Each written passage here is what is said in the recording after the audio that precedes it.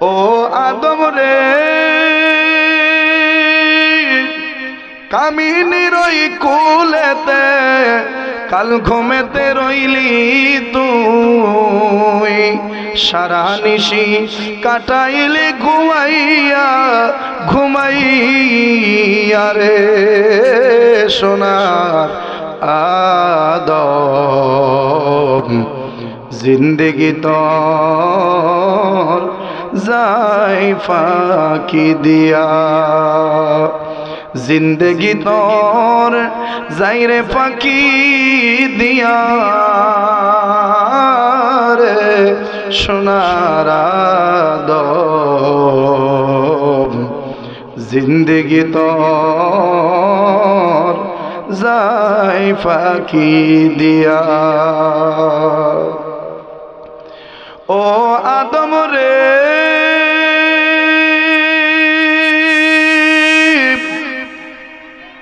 পাক হইয়া গেছে দাড়ি দন্ত আছে গোটা চারি সমন জারি গিয়াছে করিয়া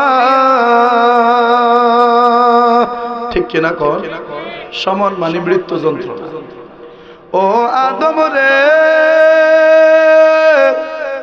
পাক ধরিয়া গেছে দাড়ি দন্ত আছে গোটা চারি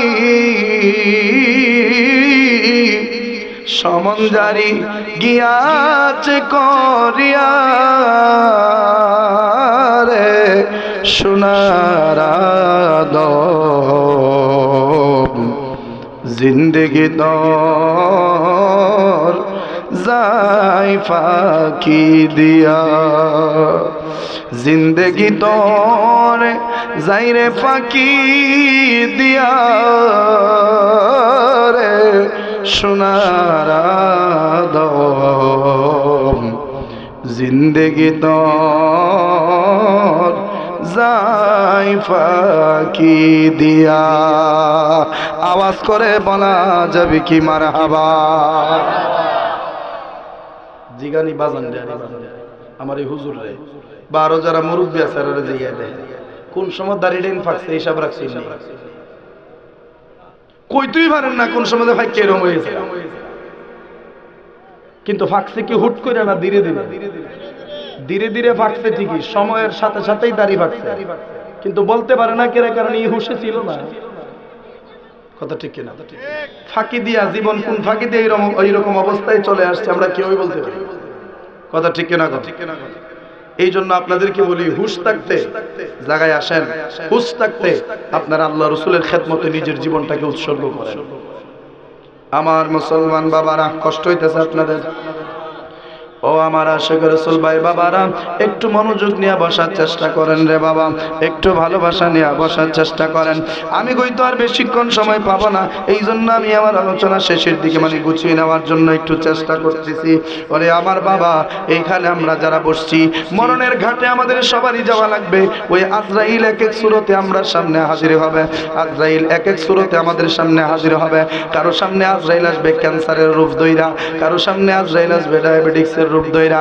কারো সামনে আজরাইল আসবে আত্মহত্যার রূপ ধইরা মানে ফাঁসির রশির রূপ ধইরা আবার কারো সামনে আজরাইল আসবে আগুনের সুরত ধইরা কারো সামনে আজরাইল আসবে পানির সুরত ধইরা কারো সামনে আজরাইল আসবে নামাজের সিজদার মতো এরকম উত্তম সুরত ধইরা সুবহানাল্লাহ কোন এক এক ভাবে এক একজনের কাছে আজরাইল আসবে কিন্তু কার কাছে আজরাইল কোন ভাবে আসে আমরা কেউ বলতে পারি না ওই মউতের ফেরেশতা আজরাইল আলাইহিস সালাতু ওয়াস সালাম আমাদের রূহ কবজ করার জন্য চলে আসবে ওই আজরাইলকে দায়িত্বটা কিন্তু এমনি এমনি দেওয়া হয় নাই আরো তো ফেরেশতা ছিল জিবরাইল ছিল মিকাইল ছিল ইসরাফিল ছিল এই রকম তিনজন সম্মানিত ফেরেশতা থাকতে আজরাইলকে কেন দায়িত্বটা দেওয়া হলো এইটা আমরা জানলে আমরার মরণের প্রতি একটু ভয় আমাদের ভিতরে জাগতে পারে আল্লাহ তাআলা তাআলা আদম বানানোর জন্য সিদ্ধান্ত নিলেন।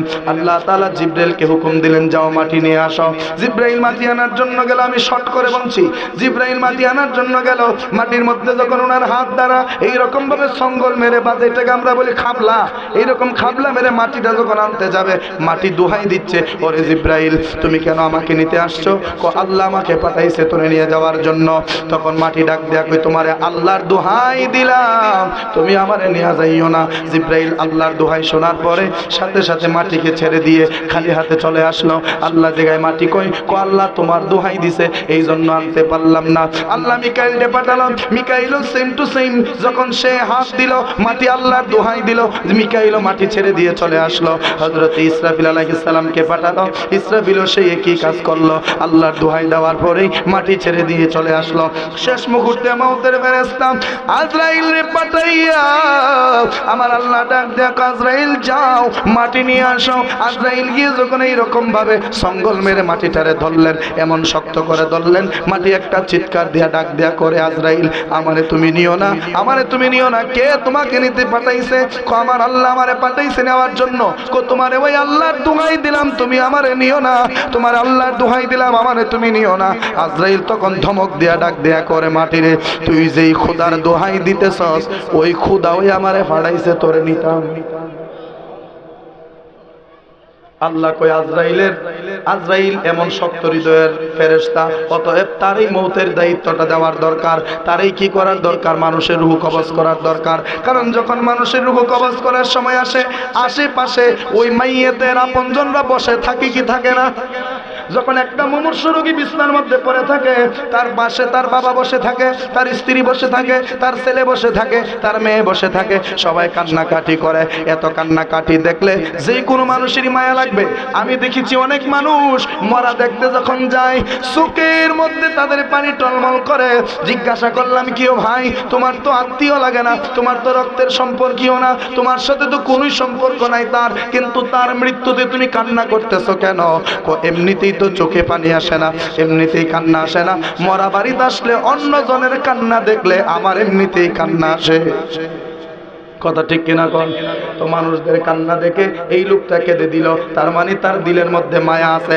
আজরাইল যদি আইসা সবার কান্না দেখ আল্লাহরে কয়, আল্লাহ ও আল্লাহ সবাই কান্দাছে, এত কান্নার মাঝখান দিয়া কেমনে আমি তার রূহটা নিয়ে আসি? আল্লাহ আমার তো মায়া মায়া লাগে। এইরকম কি আজরাইল করে নাকি করে না? এইরকম আজরাইল করে না, করার সুযোগ নাই। কে কাঁদলো, কে না করলো, কে হাসলো, কে উপস্থিত থাকলো, কে থাকলো না, কে প্রস্তুত হলো, কে প্রস্তুত হলো না, এইটা আজরাইল দেখে না। বরং আজরাইলে ডাক দেয়া কয়, আমার মনিবের হুকুম, তোর রূহটা আমি নিয়ে যাব, অতএব যেই অবস্থায় তুই থাকস সময় শেষ। আমি আজরাইলের কোনো দয়াও লাগবে না, মায়াও লাগবে না, সাথে সাথেই তোরে ধরে আমার মনিবের দরবারে নিয়ে যাব। কথা ঠিক কিনা? আজরাইল কি ঘুষ টুস খানি?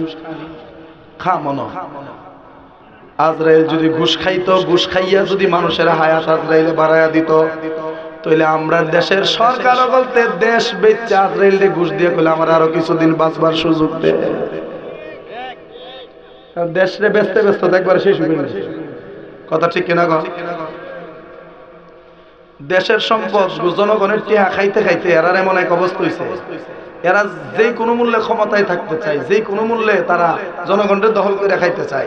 আজরাইল যদি এরার কাছে আইতো, আর আজরাইল যদি ঘুষ খাওয়ার কোনো সুযোগ থাকতো, কইল বাংলাদেশ পুরাটার মালিকানা হন আমি, সরকার আমি, অতএব আমি তোমার নামে লেখা দিলাম, তুমি কেন ফসল ফসল করে তোমার জীবুত্রে লইয়া খাইও, আমার কিছুদিন বাঁচবার সুযোগ দেও। কথা ঠিক কিনা কন? কিন্তু আজরাইলে ঘুষ খায় না। কাফনের কাপড়েও কোনো পকেট থাকে না। কাফনের কাপড়ে যদি পকেট থাকতো, তাহলে কবরের মুনকার নেকিরের আযাব থেকে বাঁচাইতে পারতাম। কিছু টাকা পয়সা জমি জমা বিক্রি কইরা পকেটের মধ্যে দিয়া দিতাম, আর কইতাম, আব্বা গো মুনকার নেকি জমানায় তোমারে জিগাইবো, মুট করে বড় দিয়া লাইও, দিয়া কইও যে যেন কুস্তা না জিগায়। কথা ঠিক কিনা কন? আমার আব্বা মারা গেল 2020 সালের ডিসেম্বরের 2 তারিখ। আমার আব্বা মারা যাওয়ার পরে আমার আব্বার কাফনের কাপড়টা বাজার থেকে কিনে আনলাম। কিনে আনার সময় এই কথাগুলি আমার মাথায় আসলো, হাইরে বাংলার মানুষ, এই পৃথিবীর মানুষ এই রকম। যদি পকেট দেওয়ার কোনো সিস্টেম থাকতো তাইলে পকেট দিয়া আমিও কিছু টাকা আমার বাবার জন্য দিয়ে দিতাম, কিন্তু এই রকম কোনো সুযোগ নাই। মনে রাখবেন বাবা, আপনাদেরকে বলি, একটা সন্তানকে সম্ভব হলে আলেম বানান, অথবা আপনার নিজের ভাইকে আলেম বানান, নতুবা আপনার ভাতিজাকে আলেম বানান, নতুবা আপনার নাতিকে আলেম বানান, নতুবা আপনার বংশ থেকে একজন আলেম বানান, নতুবা আপনার পুরো সমাজ থেকে হলেও একজনকে আপনি আলেম বানানোর চেষ্টা করেন, তাইলে দেখবেন আপনার সমাজটা কত সুন্দর একটা সমাজ হয়ে যাবে, সমাজটা সোনার সমাজ হয়ে যাবে। নিজের সন্তান যদি আলেম হইয়া থাকে, নিজের সন্তান নিজের বাবার জন্য জানাজার ইমামতিতে দাঁড়াইয়া বাবার জন্য চোখের পানি ফেলবে, এই রকম সৌভাগ্য কজন বাবার হইতে পারে? কথা ঠিক কিনা? অনেক সময় আমরা এলাকার ইমাম সাহেবরে দিয়ে নামাজ পড়াই, অনেক সময় আমরা অন্য এলাকার ইমাম সাহেবরে দিয়ে নামাজ পড়াই, অথবা আমরা পীর বুজুর্গরে দিয়ে নামাজ পড়াই, অনেকভাবে আমরা পড়াই। কিন্তু নিজের সন্তান যদি উপযুক্ত থাকে, নিজের সন্তান আপনার বাবা, আপনার নিজের সন্তান আপনার জন্য যতটুকু কান্না করবে, আমি মৌলবীরে দাওয়াত দিলে উদ্দুর কান্তাতাম না। কথা ঠিক কিনা? আমনের ফুতে যখন কইব রব্বি রহমহুমা কামা রব্বায়ানি সগীরা, এই কথাটা আপনার সন্তানের জবান থেকে বের হলে, এই কথাটা আপনার সন্তানের জবান থেকে বের হওয়াটা একরকম, আর আমরা ইমাম সাহেবরা রব্বি রহমহুমা কয়া কান্না করাটা অন্যরকম। কারণ নিজের সন্তান যখন নিজের মা বাপের কথা ইয়াদ করে এই দোয়াটা পড়বে, চোখ দিয়ে পানি বের হবে। আল্লাহ কই আওলাদ হিসেবে চোখের পানি নাকের ডগায় আসার আগে আগে তার মা বাপরে আমি মাফ কইরা দেই। আরো জোরে কোন। কিন্তু আমরা সন্তানরে আলেম না বানাইয়া, আমরা সন্তানদেরকে মাদ্রাসায় শিক্ষায় শিক্ষিত না কইরা আমরা সন্তানরে বানাই ইঞ্জিনিয়ার, যারা জানাজা পড়ার উপযুক্ত না। আমরা বানাই ডাক্তার, যারা জানাজা পড়ার উপযুক্ত না। আমি এই কথা কই না যে ডাক্তার বানানোর দরকার নাই, ইঞ্জিনিয়ার বানানোর দরকার নাই। আরে যদি তারা না থাকে তা আমরা কার কাছে যাব? কথা ঠিক কিনা? ইঞ্জিনিয়ারও হওয়া লাগবে, ডাক্তারও হওয়া লাগবে, এমপিও হওয়া লাগবে, মন্ত্রীও হওয়া লাগবে, ব্যবসায়িক হওয়া লাগবে, চাকরিজীবী হওয়া লাগবে, পিয়ন হওয়া লাগবে, সচিব হওয়া লাগবে, তারপরে ইউনো হওয়া লাগবে, এসপি হতে হবে, ডিসি হতে হবে, ওসি হতে হবে। যত ধরনের সরকারি চাকরি কোন আর বেসরকারি চাকরি কোন, দুনিয়াতে যত ধরনের জ্ঞান আছে সব জ্ঞানই অর্জন করতে হবে, কিন্তু সবার আগে ইলমে দ্বীন শিখতে হবে। কথা ঠিক কিনা? আচ্ছা, আপনার সন্তানরে যদি মাদ্রাসায় 5 পর্যন্ত বা 10 পর্যন্ত পড়ায়া, একটা আলিয়া মাদ্রাসায় 10 পর্যন্ত পড়ায়া যদি আপনার সন্তানের মোটামুটি ইসলাম সম্পর্কে ধারণা, জানাজা পড়ার নিয়ম, ইসলামের মাসলা মাসাইল ভালোভাবে যদি সে মোটামুটি কিছু আইডিয়াটা সে নিতে পারে, এরপরে দিয়ে দেন না তারে ইঞ্জিনিয়ারিং পড়া, দিয়ে দেন ডাক্তারি পড়া। সে ডাক্তার হলেও সে শুরুটা হয়েছে ইসলাম দিয়ে, অতএব সে মরার আগে ইসলামের কোনো বিধান ভুলবে না। এমনকি ইঞ্জিনিয়ার হওয়ার পরেও আপনার জানাজাটা সে পড়ার শক্তি রাখে, সাহস রাখে। কথা ঠিক কিনা? কিন্তু বলাবান একটু বড় হইলেই ডাহা দেখিয়া সংসারটার অভাব সারে না রে, ডাহা দেখিয়া তুই কাম টাম করলে আমি বাপের কিছুটা মানে আমার কষ্টটা কিছু কমবো। মনে রাখবেন, কষ্ট কিছু না, মনে রাখবেন আপনার সন্তান যদি সুশিক্ষায় শিক্ষিত হয়, আপনার সন্তান কাজ করুক বা না করুক, এক জায়গায় থাকুক আর আলাদা সংসার করুক, যে অবস্থায় আপনার সন্তান থাকুক না কেন, যদি আপনার সন্তানকে সুশিক্ষায় শিক্ষিত করতে পারেন, তাইলে সর্ব অবস্থায় মা বাবার খেয়াল সে রাখবে। কথা ঠিক কিনা? আমরা তো বিবাহের পর সন্তানদেরকে আলগা করে দিতে ভয় পাই। মা বাপ যারা আছেন সত্যি করে কইন, সন্তান বিয়া করার পরে যখন আলগা হইতো চাই, আমরা কি মন থেকে দেই না? দিতাম চাই না, কারণ ফুট যদি আলগা হয়ে যায় আমি মারে আর দেখতো না, আমি বাপের আর খোঁজ নিত না। আচ্ছা কোন সন্তান কি খাওয়ানির মালিক না আল্লাহ খাওয়ানির মালিক? আল্লাহ যদি খাওয়ানির মালিক হয়, আল্লাহর হস্তে আল্লাহর নাম নিয়ে দিয়ে দেন তাদেরকে আলাদা সংসার, সে আলাদা খাইলেও আপনার খোঁজ সে ঠিকই রাখবে। আমি এরকম বহুত মানুষ দেখছি, 5টা সন্তান তার ছেলে সন্তান, সে ভাবছে যে বুড়া বয়সে বড় সন্তান খাওয়ান না দিলে মাইজুম ফুতে দিব, মাইজুম ফুতে না দিলে সেজু ফুতে দিব, সেজু ফুতে না পারলে ছোট ফুতে দিব, একজন না একজনের ঘরে তো খায় আমার তারুম। এই জন্য 5টা সন্তান সে নিছে, কিন্তু দেখা গেল নসিব তার এমন নসিব 5 সন্তানের ভিতরে কেউর ঘরেই তার জায়গা হলো না। আবার এমনও মানুষ দেখছি যার স্বামী নাই, মা নাই, বাপ নাই, ছেলে নাই, মেয়ে নাই, কেউ নাই তার, কিন্তু তারে পর মানুষে মিল্লা খাওয়াইতেছে, ফালতাছে, লালন পালন করতেছে। তাহলে বোঝা গেল আল্লাহ ফালতে গেলে পর মানুষের দিয়ে ফালাইতে পারে, আর যদি আল্লাহ নসিবে না রাখে নিজের ফুতাইনতে উস্তাদা বাইর করে দিব। কথা ঠিক কিনা কর না? কষ্ট হইতেছে আপনারা আমার মুসলমান বাবারা। এই জন্য বলবো সন্তানদেরকে সুশিক্ষায় শিক্ষিত করুন। আর সুশিক্ষায় শিক্ষিত করার জন্য আমাদের আজকের যিনি সম্মানিত পীর সাহেব হুজুর আল্লামা মুফতি মুস্তাক আহমদ কাদরি আল ওয়াইসি পীর সাহেব হুজুর, তিনি আপনাদের সন্তানদেরকে সুশিক্ষায় শিক্ষিত করানোর জন্য এতগুলা প্রতিষ্ঠান তিনি দাঁড় করাইছেন। কথা ঠিক কিনা? আপনাদের শতমুখা হযরত উসমান রাদিয়াল্লাহু তাআলা মাদ্রাসা আছে না নাই? ওই যে সৈয়দ উসমান শাহ তাতারি মাদ্রাসা আছে, মাধবপুর হরিণখোলা আছে, তারপরে শাহজাহানপুর করতেছে, আর সবচেয়ে বড় প্রতিষ্ঠান আমাদের নাসিরনগরে দাঁড় করায় রাখছে। মারহাবা কোন। আপনাদের সন্তানদেরকে এই সমস্ত মাদ্রাসায় যদি দিতে পারেন, খোদার কসম বড় আলেম হোক আর না হোক, আল্লাহর রহমতে বড় ধরনের কোনো বিয়াদব হবে না। সন্তানদেরকে পড়াইলে সুন্নি মাদ্রাসায় পড়াবে, সে আলেম হোক বা না হোক বিয়াদব হবে না। কথা ঠিক কিনা কর? কিন্তু আমরা শুরুটা দেই রুই তাগো মাদ্রাসা, ওইখানে ফুন্ডামি শিক্ষা শতানের শাস্তল বাইরে বাইরে, এরপরে এর মাথার যতই বাইরে আয় মাগার এরে তো সুন্নির কুস্তা সেইতে পারি না, কারণ এমন বীজ ডালা ডালছে যে এরে আর কোনোভাবে ফিরানি সম্ভব না। মনে রাখবেন, ছোট থাকতে ব্রেইন থাকে কাঁচা, এই কাঁচা ব্রেইনে যে কোনো জিনিস ঢুকলে এটা সহজে বাইরে না। যেমন এক্সাম্পল স্বরূপ আমি আমার কথাই করি, ছোটবেলায় আমি হেফজখানায় মাদ্রাসায় মক্তবে যেটা শিখছি আজও পর্যন্ত সেগুলা মনে আছে, কিন্তু কালকে একটা হাদিস দেখলাম, আজকে ওয়াজ করবো এটি মনে থাকে না। এখন থেকে ভুলে যাওয়ার একটা অভ্যাস হয়ে গেছে। এরকম ধীরে ধীরে বয়স বাড়বে, ভুলে যাবেন। আর ছোট থাকতে যারা শিখবেন এটা জিন্দিগিতে কেউ ভুলে না। কথা ঠিক কিনা? তো ছোট থাকতে যদি কেউ নবীর দুশ্মনী মাথার ডুহাইয়া দেয়, এ বড় হইলে জীবন আশেক হইতো না। যদিও আশেক হয় 50টা হাতি আল্লুবে মিলাদ করবো না, মিশা কথা কইছি না? 50টা হাতি আল্লুবে কি করবো? মিলাদ পড়বো। কিন্তু সুন্নি যারা প্রকৃত পক্ষে জন্মগত সুন্নি যারা, এরা মিলাদ পড়লে ইশক দিয়া, প্রেম দিয়া, ভালোবাসা দিয়া নবীর শানে দাঁড়ায় কিয়াম করব। কথা ঠিক কিনা কোন? বহুত দর্শি আমি আমার এলাকা, আমার এক চাচা তবজি পড়ানি, তবজি পড়ে মানে খতমে আম্বিয়ার কি, আমার দাওয়াত দিছে, আমার আরেক জায়গায় দাওয়াত, আমি বললাম পারবো না। আরেকজনকে দাওয়াত দিছে সুন্নি আলেম, উনিও বললো পারবো না। আমরা দুজন সুন্নি আলেম যখন কইছি পারতাম না, তখন বাধ্য হয়ে গিয়ে ওয়ালি মাদ্রাসার থেকে তাইনে ধরে আনছে। এখন আমি তো জানি না তাইনে ধরে আনছে। আমি মাহফিলে গেছি, যাওয়ার পরে মনে করেন সর্বে আমার মাইক দেলাইছে, সর্বে আমি মাইক সাইরে দিয়া বাইতে দিয়েছি। বাড়ির যখন আয়া উনি এখনো ওখানে মাহফিল চলতেছে, খতমে আম্বিয়া চলতেছে, আমি কইলে দাওয়াত যখন দিছি যাই গিয়া দিই, কারা দাওয়াত দিছি, গিয়া দেখি ওমা আল্লামা, আল্লামা না আলের মা কি থাকো জানি না, গিয়ে দিও মা অত বড় আল্লামা। তা আমার দিককে তাই একটু কাট হয়ে উঠছে আর কি। কারণ বাড়ির দ্বারের কুত্তাও কিন্তু এটা বাঘের মতো বাবার দেখায়। কথা ঠিক কিনা কন? বড় সাহেবের দরবারে কুত্তা বাঘ খায়লা, সুবহানাল্লাহ কইতেন না? পরে দেখি আমারে সুযোগ দেয়, কারণ আমারে সুযোগ দিলে তো তাই ধরা খাইতেন। তাই না কুদ্দুর দুরূদ শরীফ পড়লো, কুদ্দুর আলোচনা করলো, কইরা সারি আমারে কইতেছে বাতিজা আমি সব সাইরে লইছি, তুমি দৌড়া কইলাম। মানে এমন এক জায়গা নিয়ে দিছে যে জায়গা শুধু বাকি দোয়া আর কিচ্ছু বাকি না। তার টার্গেট হইলো কি আমরা যেন না হয়, কি আমরা যেন না হয়। আমি কই তোমার টেকনিক আমি আরো ভালোই বুঝি। আমারে যখন দিছে আমি মনে মনে ভাবি দিত, আমি ভাবছিলাম দিতই না বুঝি সুযোগ, আর অঞ্জন দিছে হইতে কি আমসারা হইতো না। আসেন দাঁড়ায় সালাম কয়াজন খার হইছে, পাঞ্জাবির দিলে টান মারছে, টান দিয়া আরে বাতি যে কি করো বসো। আর আমার পরনে আছেন খাড়া পাঞ্জাবি, টানের সুরে সিরাজ কেন উঠেছে।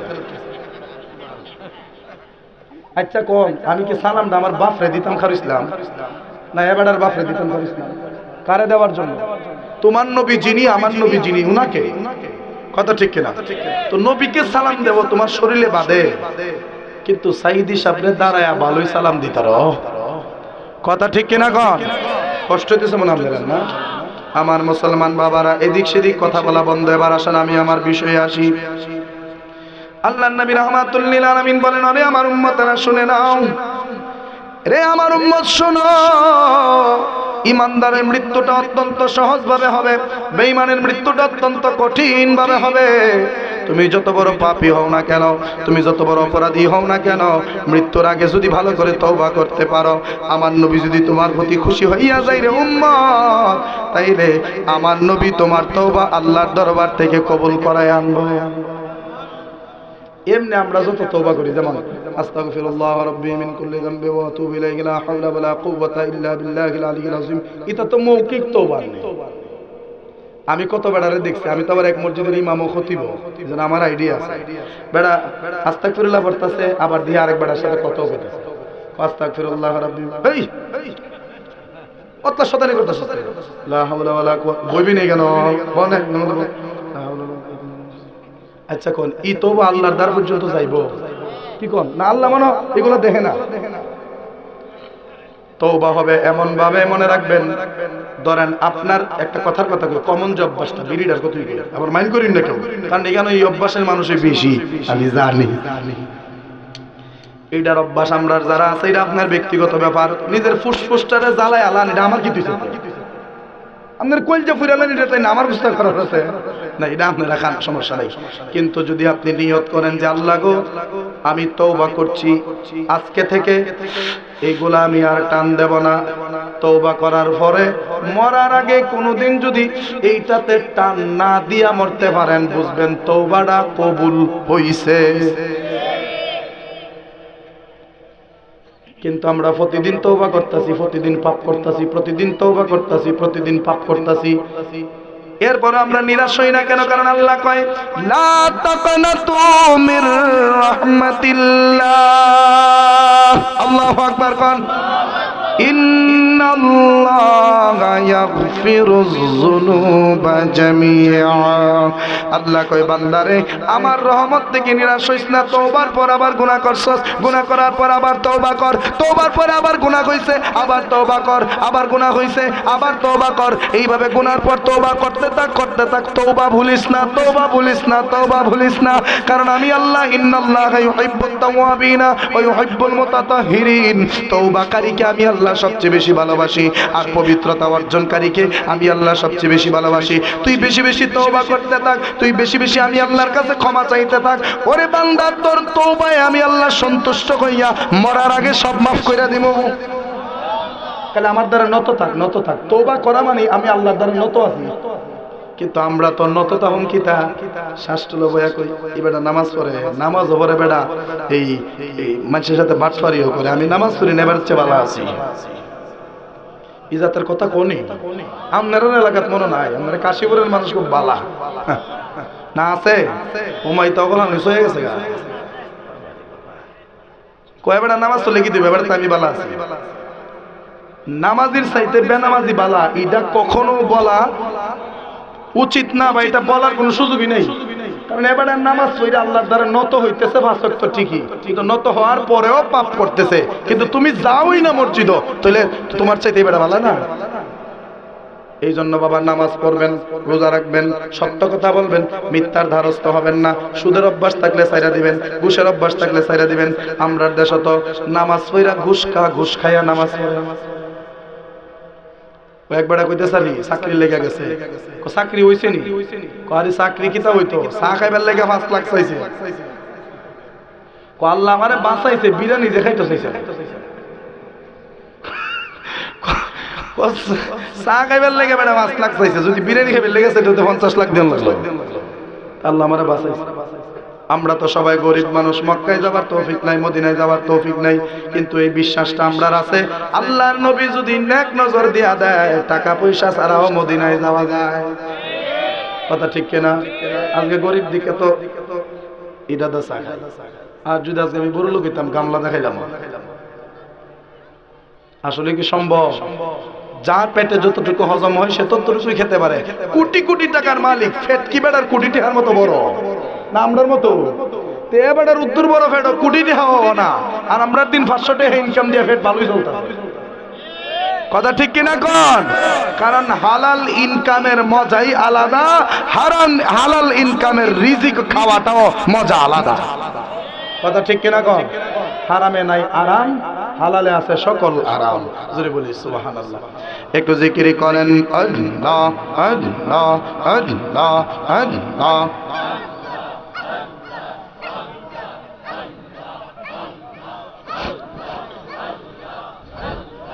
আল্লাহ আল্লাহ আল্লাহ আল্লাহ আল্লাহ আল্লাহ। কেমন করে নীল এই মন, কেমন করে নীল এই মন প্রেমে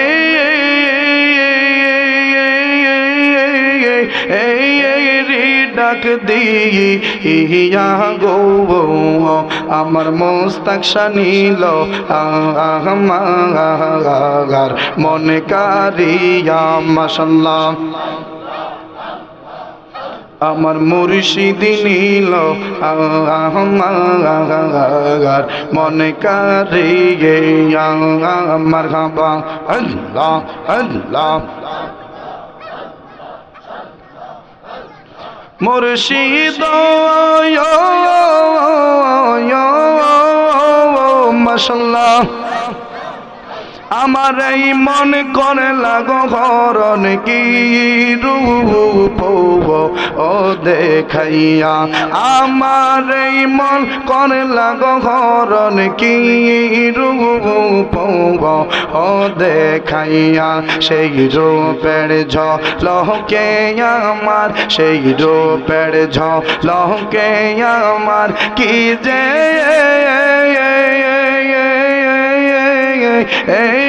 গেল ওহিয়া